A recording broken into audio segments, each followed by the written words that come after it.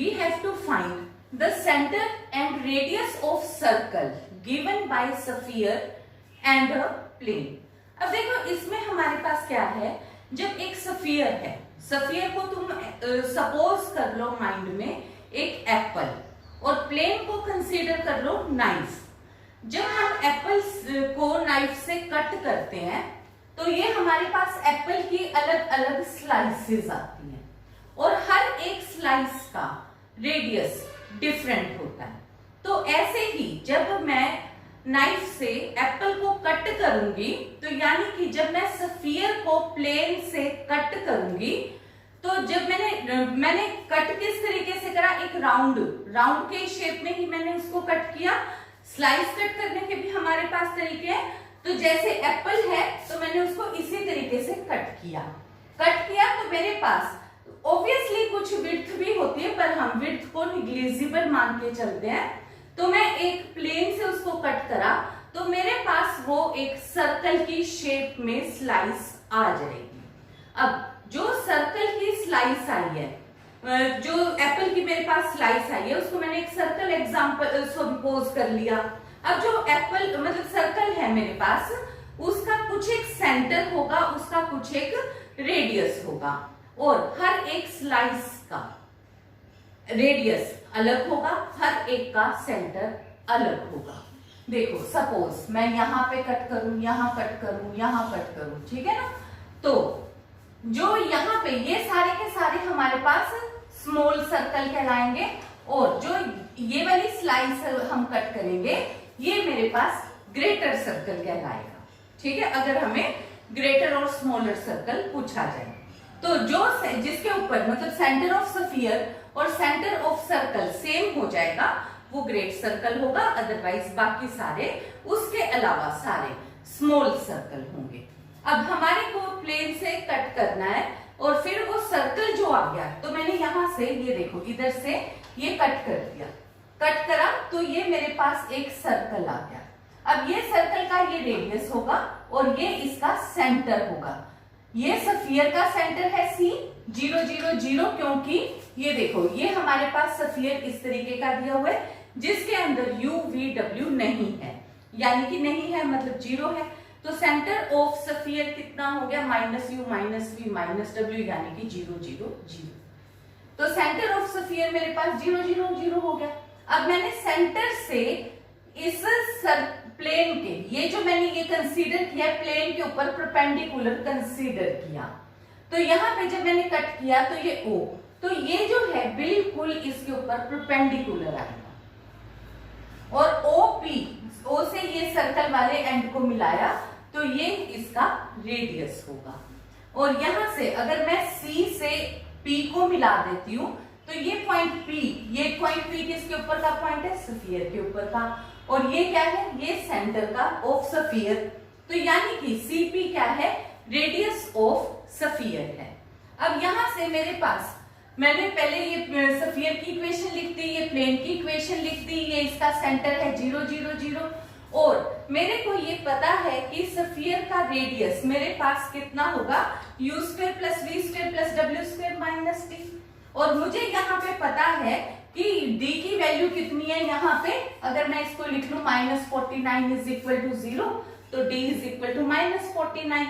तो यहाँ से ये रिजल्ट -49 यानी कि +49, दैट इज रेडियस = 7। तो यहाँ से मेरे पास रेडियस कैपिटल R हमने रेडियस ऑफ स्फीयर के लिए ले लिया। तो ये जो अपने पास है इसको मैं R की जगह पे यहाँ पे कैपिटल R यूज कर देती हूँ A की जगह पे। तो ये मेरे पास CP ये वाली वैल्यू कितनी आ गई, = 7 आ गई।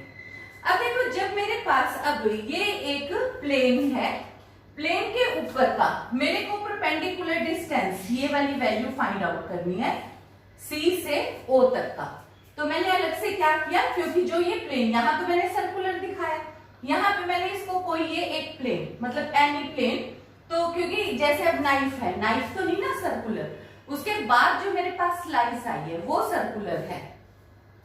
तो यहाँ पे जो ये रिजल्ट मेरे पास आया है, तो ये वाली वैल्यू प्लेन क्या है, 2x + 3y + 6z - 14 = 0। तो जो इसके प्लेन के डायरेक्शन रेशियोज हैं वो हमेशा नॉर्मल एक्ट करते हैं। नॉर्मल का मतलब है परपेंडिकुलर रिएक्ट करते हैं, और ये सी से मैंने इसके ऊपर प्लेन के ऊपर परपेंडिकुलर डाला है, तो इस वजह से ये अपने पास जो डायरेक्शन रेशियोज हैं वो अलोंग द लाइन ओ सी हो जाएंगे, और जो लाइन है वो कहां से पास कर रही है, सेंटर से, यानी कि 0 0 0 से, और इसके डायरेक्शन रेशियो क्या है 2 3 और 6 है। तो ये अपने पास यहां से अगर मैं एक स्ट्रेट लाइन बनाना चाहूं तो CP की वो क्या बन जाएगी, x minus 0/2 y minus 0/3 is equal to z minus 0/6। ठीक है, इस तरीके से ये इक्वेशन बन जाएगी।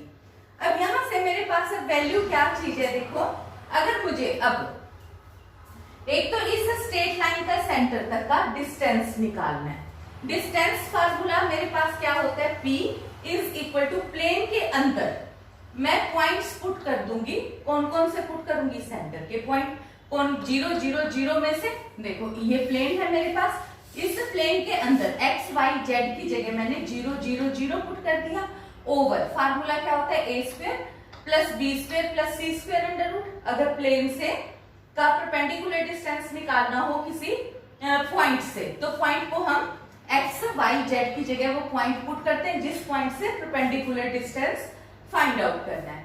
तो जब मैंने इसको सोल्व किया तो ये 14 ओवर डिनोमिनेटर में मेरे पास 4 प्लस 9 प्लस 36, ये मेरे पास आ गया 49, 49 का स्क्वायर रूट 7, सोल्व करने पे 14/7 2 आ गया। तो यानी कि जो C से O तक का डिस्टेंस है ये मेरे पास 2 आ गया, R की वैल्यू मेरे पास 7 आ गई। तो अब जो रेडियस ऑफ सर्कल है वो मैंने O से P तक का, इसको मैंने कंसीडर कर लिया कि से ये डिस्टेंस R है। तो अब CP वैल्यू निकालने का तरीका क्या है मेरे पास, अब देखो जो ये CP है मुझे पता है कि मैंने ये इसके ऊपर 90 डिग्री का एंगल डाला हुआ है, इसलिए ये COP मेरे पास एक राइट एंगल ट्राइंगल हो गई। राइट एंगल ट्राइंगल में CP हाइपोटेन्यूज है, तो यानी कि ये जो CP स्क्वायर है वो किसके बराबर हो गया, base square plus perpendicular square, यानी कि CO square plus OP square. अब CP को मैंने यहाँ पे कैपिटल R कंसीडर किया हुआ है, तो यहाँ पे मैं R square is equal to P square plus R square consider कर लेती हूँ। तो यहाँ से मेरे पास R स्क्वायर की वैल्यू क्या आ गई, capital R square minus P square, that is R is equal to R square minus P square. यहाँ से मेरे पास कैपिटल R की वैल्यू क्या आई हुई है 49, P की वैल्यू क्या आई हुई है, R की कैपिटल R की वैल्यू आई हुई है 7, 7 का स्क्वायर किया तो 49, और CP की वैल्यू मेरे पास आई हुई है 2। तो यहाँ से मतलब CO की वैल्यू परपेंडिकुलर की वैल्यू मेरे पास आई हुई है 2, और इसका स्क्वायर किया तो 4, यानी कि 45। 45 9 इंटू 5 तो 3 बाहर आ गया और स्क्वायर रूट 5 हो गया। अब देखो यहां से मैंने इस R की भी वैल्यू निकाल दी, ये हो गया 3 स्क्वायर रूट 5। अब मुझे क्या फाइंड आउट करना है, देखो सेंटर एंड रेडियस। रेडियस तो आ गया, अब सेंटर फाइंड आउट करना है। अब ये यानी कि मुझे ये O पॉइंट फाइंड आउट करना है कि ये सेंटर ऑफ सर्कल क्या होगा। अब जो सेंटर ऑफ सर्कल है यानी कि वो प्लेन के ऊपर लाई करता है। C से जब हमने परपेंडिकुलर डाला तो C से परपेंडिकुलर यानी कि मैं CO स्ट्रेट लाइन की इक्वेशन निकाल लूं। तो स्ट्रेट लाइन की इक्वेशन जैसे हमने अभी लिखी कि 2 3 6 जो डायरेक्शन रेशियो है, क्योंकि वो ऑर्थोगोनली एक्ट करते हैं तो प्लेन से ऑर्थोगोनली, और ये लाइन इसके ऊपर परपेंडिकुलर भी है, तो CO स्ट्रेट लाइन के डायरेक्शन रेशियोस क्योंकि 2 3 6 है, x minus 0/2 y minus 0/3 z minus 0/6, और हमने इसे कह दिया से ये k के इक्वल है। k के इक्वल है तो x y z any general point हमने निकाल लिया, वो मेरे पास आ गया 2 के 3 के और 6 के। अब ये जो पॉइंट हमने फाइंड आउट किया है, ये पॉइंट एक्चुअली में किसके ऊपर लाई करता है, वो इस प्लेन के ऊपर लाई करता है। ये पॉइंट प्लेन के ऊपर लाई करता है, यानी कि ये प्लेन की इक्वेशन को सेटिस्फाई करेगा, क्योंकि हमने ये देखो ये प्लेन इस तरीके से इसको कट कर रहा है। तो ये वाला जो पॉइंट अपने पास गया है ये इसको सेटिस्फाई करेगा। तो जो प्लेन के अंदर अब मैं वैल्यू पुट कर दूंगी, तो मैंने ये जब प्लेन के अंदर x की जगह पे 2k, y की जगह 3k और z की जगह 6k पुट किया, तो यहां से मेरे पास k की वैल्यू आ गई 2/7।